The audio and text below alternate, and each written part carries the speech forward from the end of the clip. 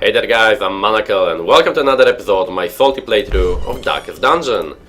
Okay, what can we upgrade? Since the last time I didn't even do all the upgrades. Okay, we can upgrade this, that's cool. A game of chance. One more level up and we'll have another spot in the tavern, that's always good. Basically, in terms of upgrading the city, in terms of upgrading the estate, I think the most optimal way of going through it is to upgrade the stagecoach as much as possible. I am already doing that. Getting your hero barracks to as big size as possible, your hero rooster basically to as large size as possible is a good idea in my opinion, because every week you'll get new heroes.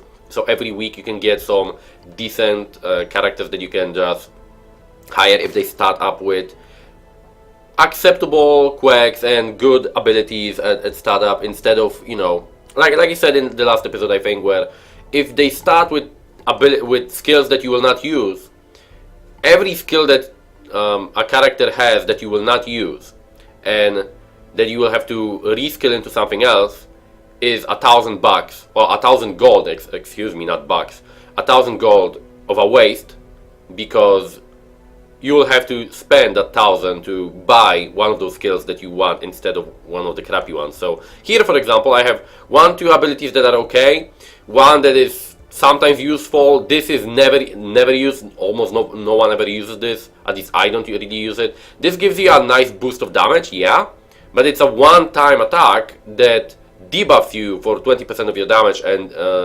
minus 15 dodge, as you can see afterwards. So you can use it against a boss, I guess, that is susceptible to bleed, but then your character will be doing less and less damage. So is it really worth it? I don't really think so.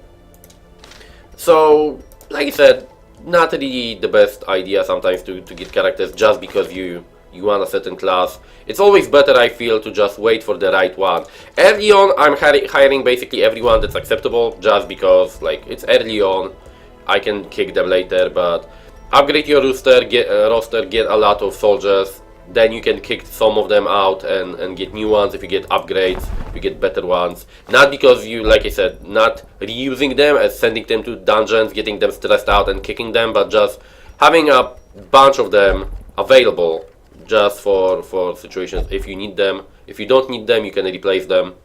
You don't pay for that. And when you are upgrading the stagecoach, also start upgrading the tavern and the abbey. I always feel that getting 2 spots in each of the stress-reducing buildings is a good idea. Going to 3 early is not really that required, because you usually will not be spending that much. Like, you usually will have 1 to 2 people, 2 of your soldiers, 2 of your troops or heroes in every building, because you only stress out 4 at once, right, in one run, and it takes a week for your heroes to get the stress reduced. So it's basically, having more than 2 is only useful for the situation where the caretaker fucks you up and he blocks one of the spots like he is blocking here, or for situations where you don't have enough cash to send all of your soldiers for some time and then you want to send a lot of them in 1 week when you gain an increase of gold. Nomad Wagon, gathered from all the forgotten corners of the earth. She sells trinkets for you. You can see she's got some nice trinkets sometimes. These are rare, which are not really bad. Not really bad indeed. You can upgrade her to have more trinkets available, and you can upgrade her to reduce the cost. Similar with the Survivalist. The Survivalist is another class, another spot where you learn skills, but you learn skills, camping skills. We didn't do any camping yet, so I'll probably show you guys that next. But you can see you can reduce the cost of training camping skills, and you can learn camping skills on your heroes. Every character has 2 basically types of camping skills. The generic ones, which are kinda typical, you can see encourage here on this guy, encourage here on this guy, encourage here, right? They usually have the same skills. Pep talk, everyone, right? So the 3 here are generic that everyone has. And these ones here are special class-based skills that you can use at the bonfire when you rest. Some of them are very powerful. For example, the man-at-arms, as powerful as he is in combat, he's got even better abilities when you rest at the bonfire. For example, weapon practice. All companions plus 10% damage for 4 combats. So for 4 fights, and 55% chance plus 5 crit for 4 combats. So this is actually new. I did not see this ability before. Earlier he had abilities that increased the damage of party members. Now I see he has something for amounts of fights.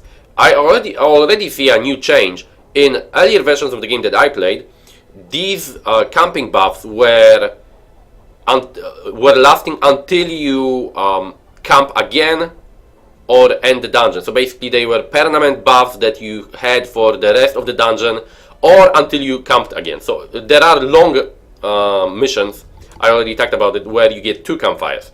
And then those abilities were lasting till the next campfire. But you could, the thing that most people did actually in long runs where you got 2 campfires, people use the campfire at the start of the dungeon, not to reduce the stress, but to use all of the buff abilities, like look, plus 10 dodge, plus 3 crit chance, plus 10 dodge, plus 3 crit chance, right? Plus 10% damage, plus 5% crit, things like that. People used a bonfire at the very start of a long dungeon, and they had like plus 20% damage on all characters, plus 10% crit on all characters, plus 15 dodge on all characters, and they were just going through the dungeons, destroying everything because of the buff.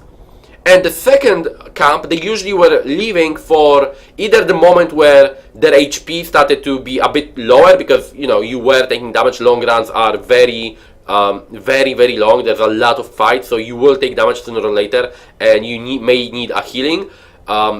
Or they were using it after the dungeon is already cleared to decrease the stress level, and then the party basically didn't take any damage and didn't take any stress, and you could send the same party on another run again. So I see this is their, let's say, the way that the creators wanted to combat that, I guess, which I think is quite good. This is still going to be good for short runs. Well, for medium runs, because 4 combats, usually that's going to be like half, you will be able to go through half of the dungeon, rest, heal up with food, and use the buffs for the rest of the dungeon or for the boss, and I think that's going to be okay. Okay, but anyways, that's it for the buildings I want to show you. We have a boss available here. Boss fights have this skull face on it, so it's a boss fight. We will oh, this is a nice trinket. I want this trinket. Yeah, plus 15% melee damage and minus 10% heal skill. So you get less healing, but you deal 15% more melee damage. And Crusaders have only melee damage. So we want someone to go here into the worlds. Come on. There's some problem with clicking sometimes, I feel. Sometimes clicking is a bit of a problem. I don't know why. It's a bit weird. Do we have anyone new?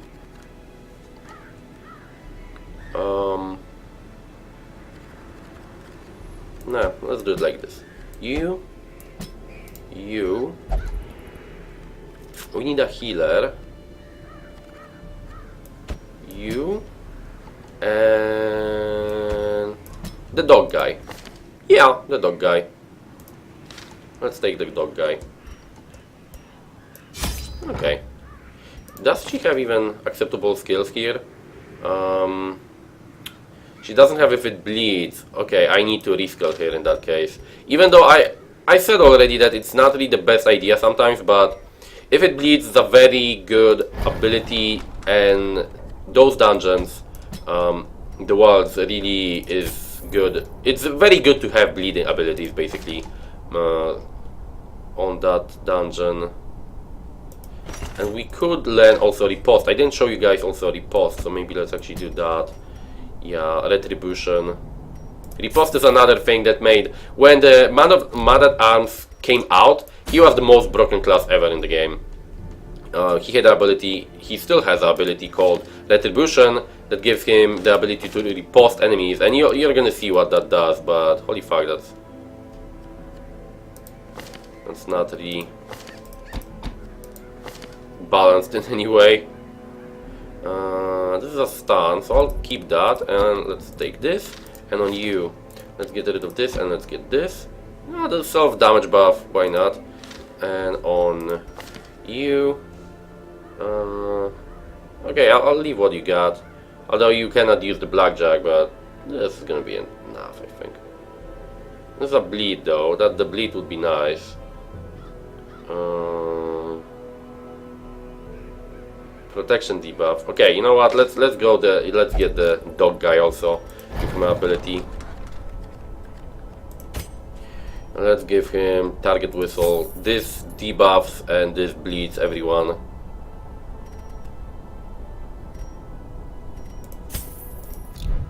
Okay.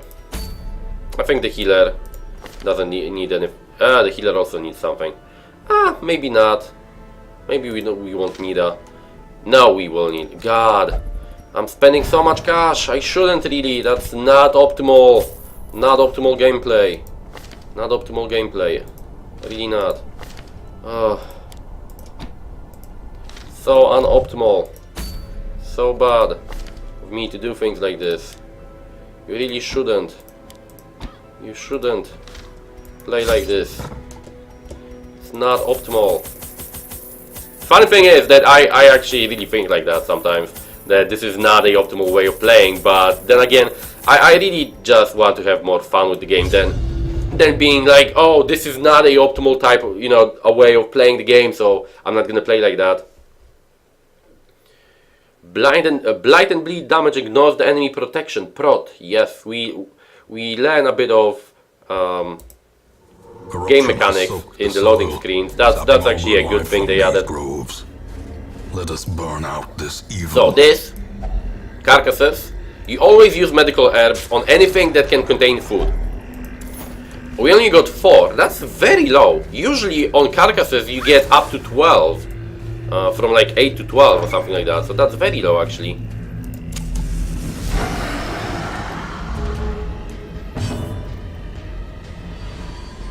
Stress heal. We got the target, the prot reduction, and we got the bleed on everyone. Let's actually do this.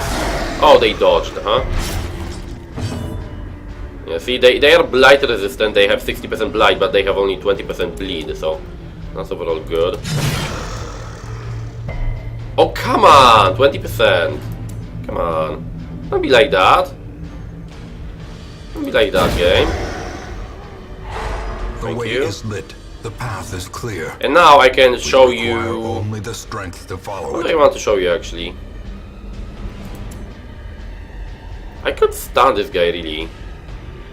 I think that will work. But I can just use a retribution, really. This is the ability that I was talking about, but right now I don't need to show it, so... Oh, come on! Oh, come on! That's like 1 in 4. Come on. And she got syphilis. Great. And I got marked with a crit. 2 damage, but 10 stress. That's always fun. Good, we dodged. Thank God. You're stunned, so fuck you.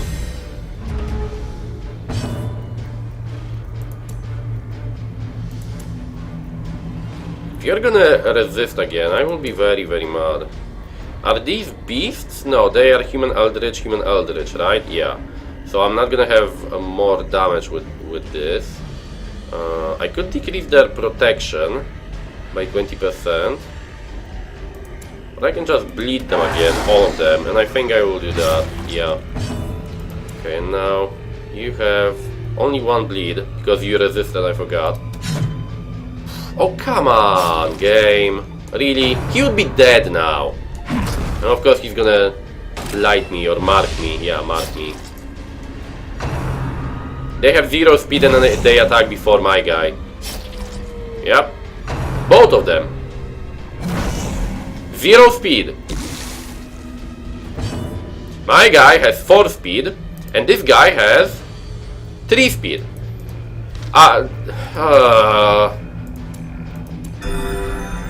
One of the things that I think is, again, idiotic and not fun and just stupid and dumb and ridiculous is that they still didn't change that.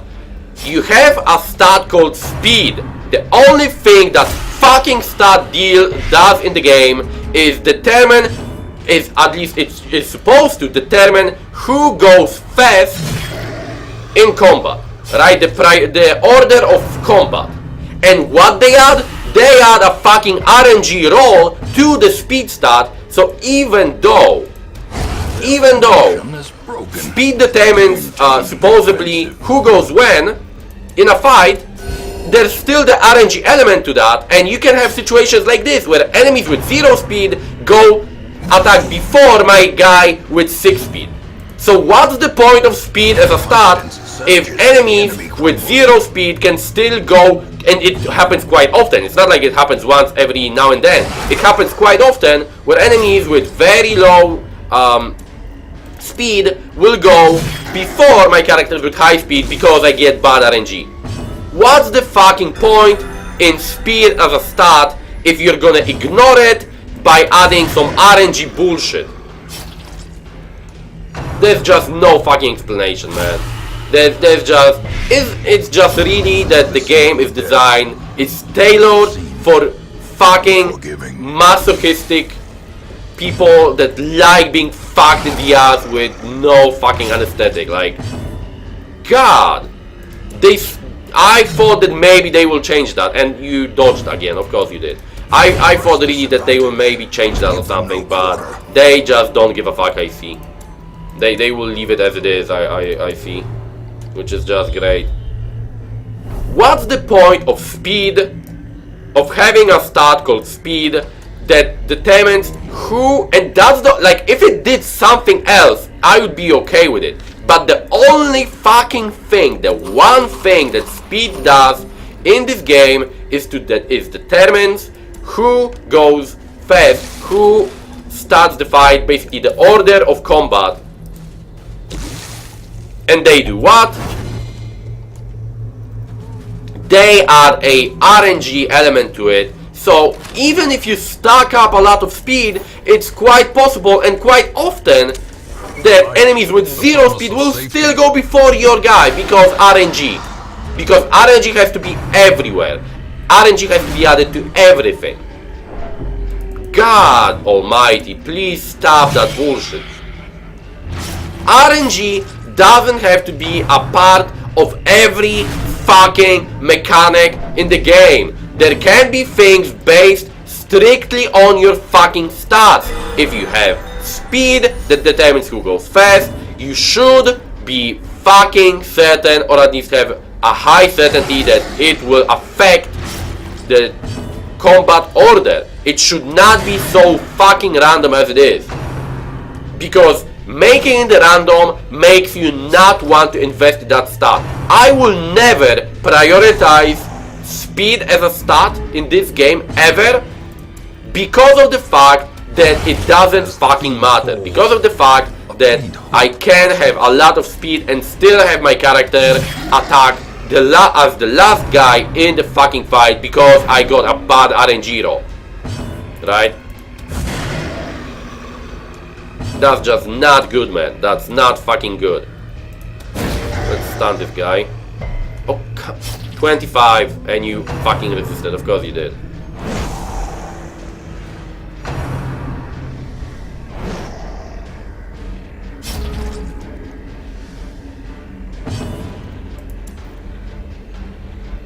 Okay, 2, and you get 1 crap. So I have to do this.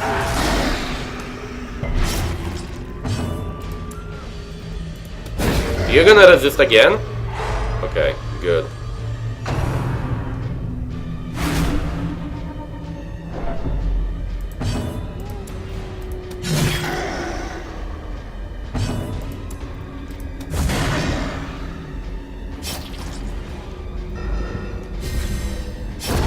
A death by inches.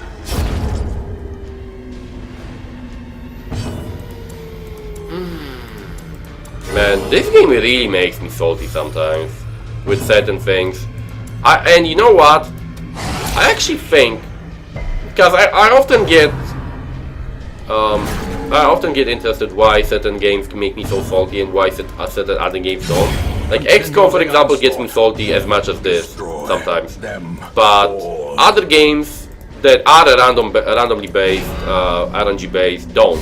And I always am interested why. And I really think that games that I enjoy overall, games that I enjoy the thematic, that sometimes, like XCOM is a different, I think, situation, because XCOM's RNG is, in my personal opinion and my personal experience, XCOM RNG is either faulty in some way or just plainly designed to be fucked up and to annoy you.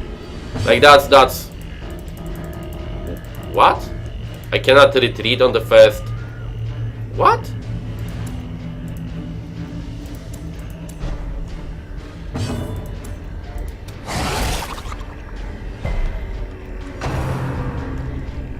He's gonna summon a big one? Yeah, he summoned a small one.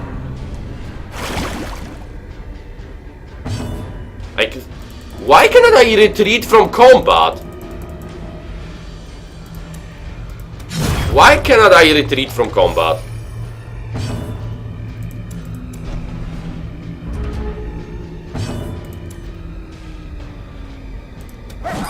Of course you missed, because he has to summon a new one.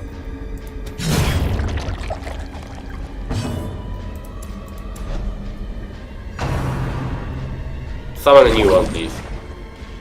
Yep.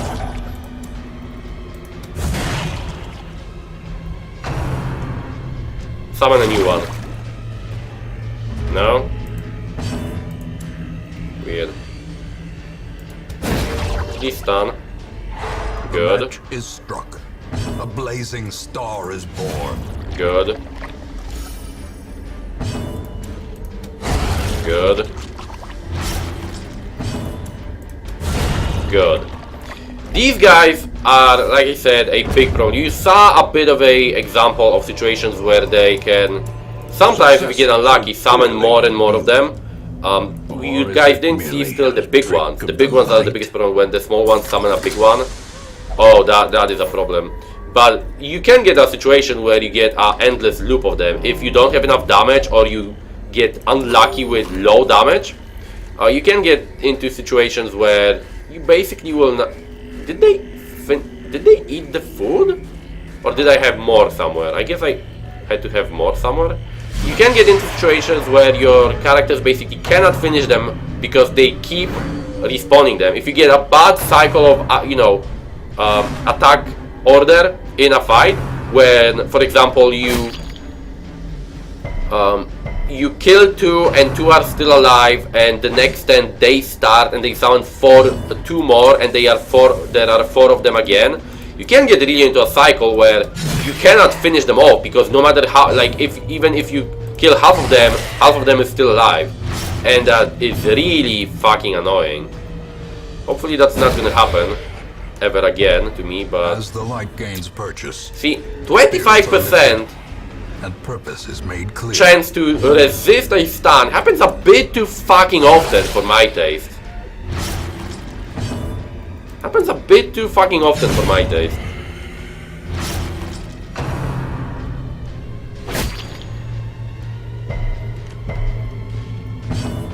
Okay, now let us try Rampart. No, let us try Retribution actually.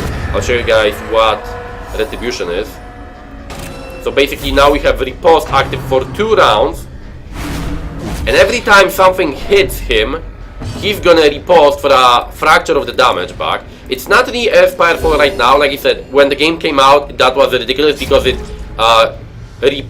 you riposted for 120% of your regular damage. So you basically were dealing more damage with riposte than you were with regular attacks, and it was just plain, you know, completely broken as fuck. And right now it's basically toned down to, as you can see, the level of just being like a ability that's fun to use but not really too powerful in terms of damage. But earlier, when the character got released, you really had Riposte was dealing like Riposte had like a 25% plus modifier in damage instead of the minus 75. So you basically were always dealing more damage with the Riposte than with regular abilities, and it was just batshit crazy, man. It was crazy. What I see now is that they have increased the duration of Riposte, of Retribution.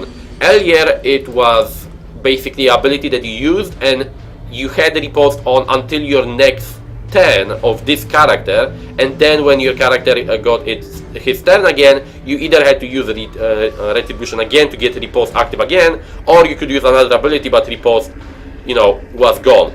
Here I see that you use it once and you have it active for 2 turns, which is a nice upgrade, to be completely honest. It's a nice change.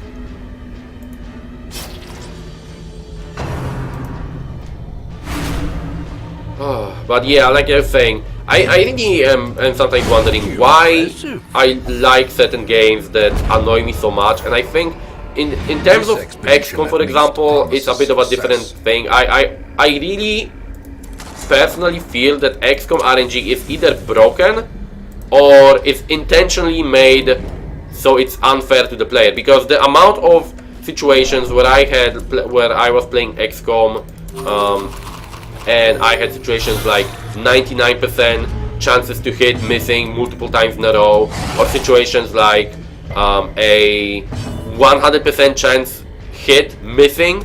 I actually had a 100% chance hit to miss and missed, and I have had it happen more than one time. Things like that happening in XCOM is just like, it happens on a daily basis, and I always feel that there has to be something fucked up with RNG there.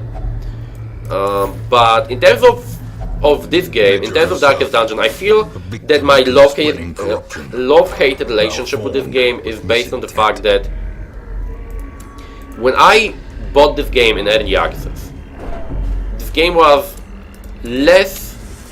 it was more forgiving, definitely. It wasn't as challenging as it is now, but that's not the case, I think. I think the reason why I have such a problem sometimes with this game compared to its earlier versions is that the creators really went overboard with adding RNG to every fucking aspect of the game.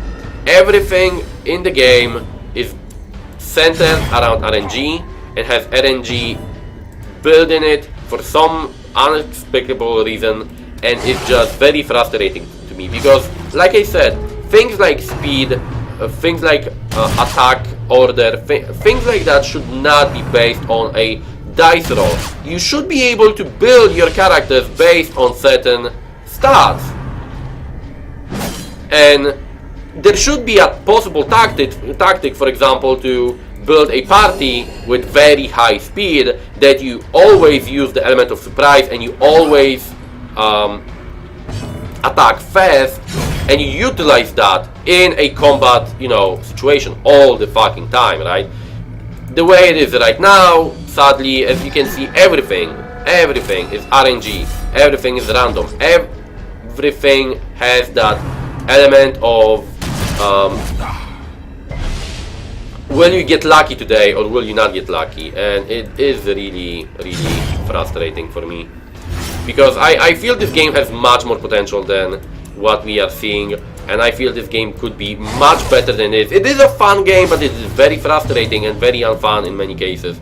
I feel this game would be much better if only the creators did not go completely haywire and completely overboard with we will add RNG to everything type of thinking. I really believe that if there was more things like more choice in the game, less RNG and more choice in how you build your character, that the game would be just much better. Because like I said, if speed was not based on RNG, you could make a party based with very high speed, so you could utilize the speed of the party to always attack fast and have some nice combos and synergies with that and just work that nicely. You could work out a party setup where you build them so the healer always acts as the last in the party, or the debuff guy always acts as the first guy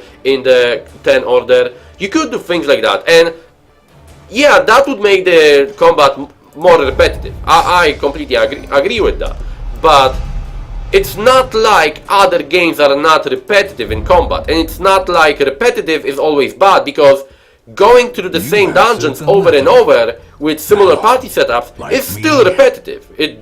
Especially in a grind fest like this game is, and I talked about that in the last episode, where this game is very grindy.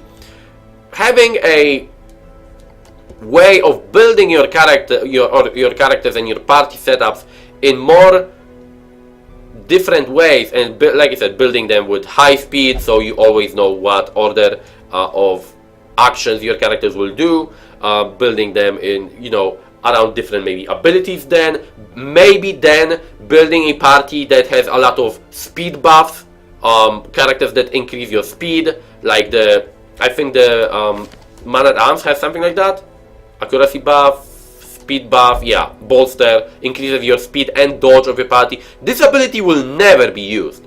This ability will probably never be used, at least by me, because if it had only a dodge increase, maybe, yeah, because dodge is kinda acceptable sometimes.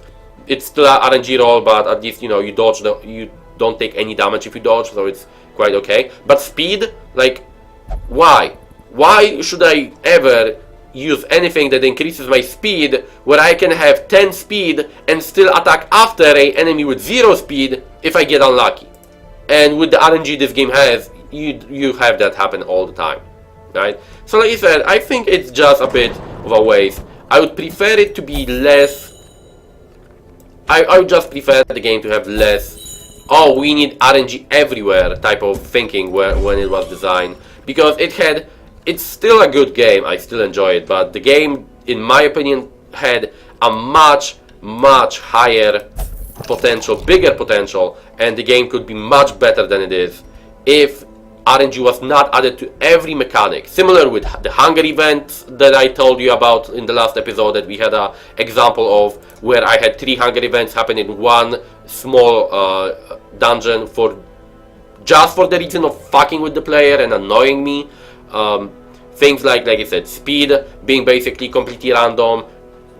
Doesn't really matter how much speed you have, you can still go last because the game decides so. So things like that really make me feel that the game could be much better, and I really hope that either the company will make a second game like this, or someone will make a game similar to this, but will understand that RNG is not the best idea in every situation, because in my personal experience, randomness is okay until you don't go overboard with it. Randomness is okay and randomness is fun, but you cannot have a randomness in everything. But anyways guys, that's gonna be it for this episode. As always, I was talking too much and playing too little, but we are grinding a bit, we are getting more stagecoach upgrades. Actually, I can upgrade my stagecoach a bit more, so let's go to 21 maximum size, that's good, and next is gonna be 25, yeah, I remembered correctly, 25.